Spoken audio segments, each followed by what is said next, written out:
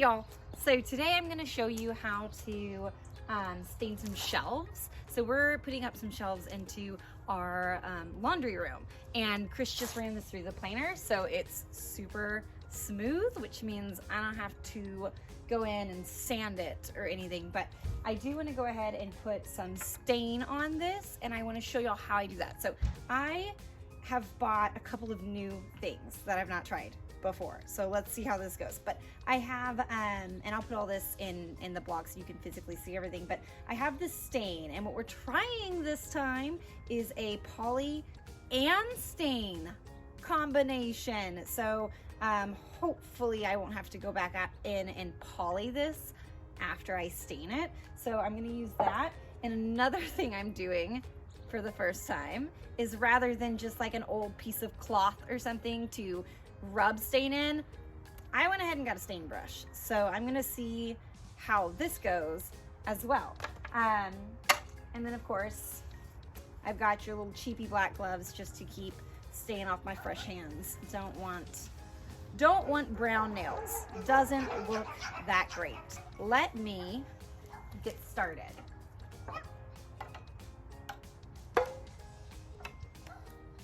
All right, so I just opened it, my rusty little paint opener. And what I need to do is find a stir. I have a stick over here, so that's what I'm gonna use. Just give it a nice mix.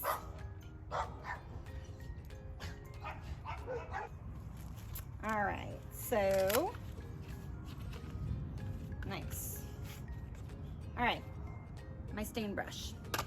So I like to start on one end and work my way over. So I'll start down here and I'll work my way over.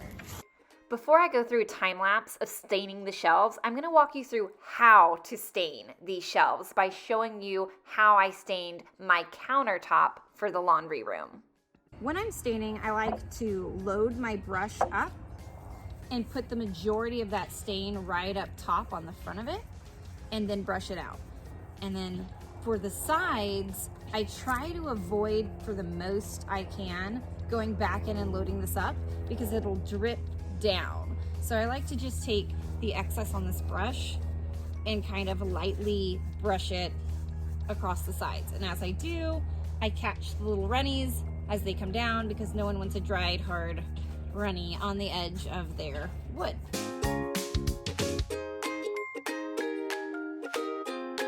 Okay, so this is looking really good.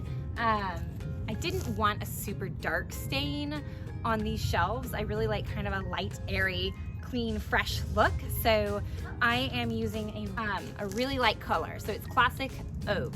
And basically what it's doing, it is kind of just highlighting the natural beauty that's there. And so it's just kind of bringing out kind of these lovely, like, golden tones that's already in the pine. So I'm really excited to see what this looks like. I can definitely see a difference in this poly stain combination than just my typical stain I typically use. It's definitely got a bit more of a kind of thick consistency to it. I can also kind of feel as I'm putting it down that it's drying almost a little bit quicker, it feels like.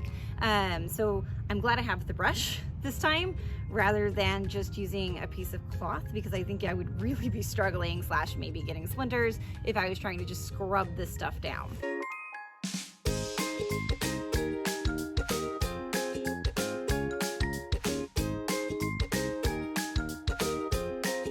Okay, so I put down the first coat with this one, and it is, I'm pretty impressed. Like, that's all I gotta say. This thing is looking pretty good. I really like the natural look that it's bringing out. Now, here's the thing.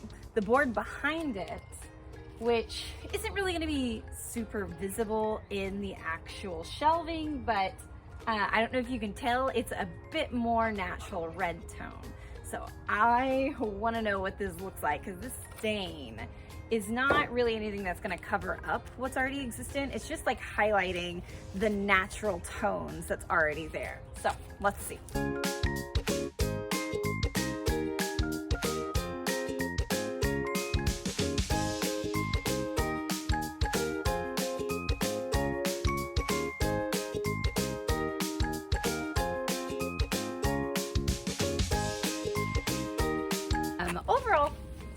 I think this is gonna work pretty well. So I'm pretty excited to see how well, after I let this sit and kind of harden, how well the poly does on this, because OMG, life would be so much better if I don't have to like do a whole coat and then come back and then put on poly.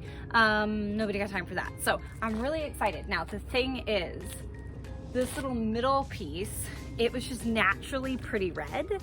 So, not really in love with the tone that's come out, and that's really just the pine's fault, not necessarily the stain's fault. But I don't think it's gonna be super visible, so we'll see how that works out. Okay, so I let this dry overnight, and I'm pretty pleased with it. Whenever you put a poly down on wood, it just has these little, like, I don't know, these bumpy ridges when it dries. So what I'm gonna do is I'm gonna kind of just lightly sand it down to knock off those ridges. I'm cheap, so I'm using my sander disc. That's for my actual hand sander. But to avoid just taking all this off, I'm gonna use this by hand. I don't like the feeling of sawdust or anything, so I'm putting on my gloves. But just like with the poly and the stain, I'm gonna go with the grain as I go along sanding this, and I just have this little disc, throw it straight down, lightly put my hand on it, and I just go back and forth until it's all kind of smoothed out. So it doesn't take very long. Y'all, this is gonna look so good. And even wearing my gloves, I can already tell that we've knocked all those ridges off. So this part is pretty much done.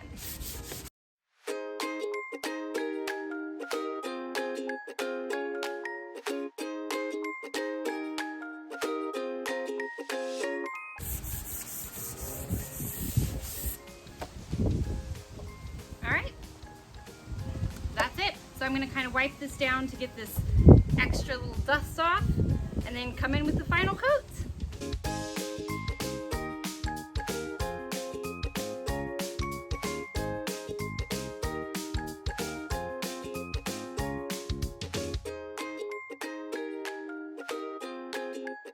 And this is the final look on how to stain shelving. In the link below, which is the affiliated blog post for this how-to video, I'll also include links to how to build and install shelving, like the floating shelving you see behind me, as well as how to build and install faux shiplap, which is also what's all around me in this room.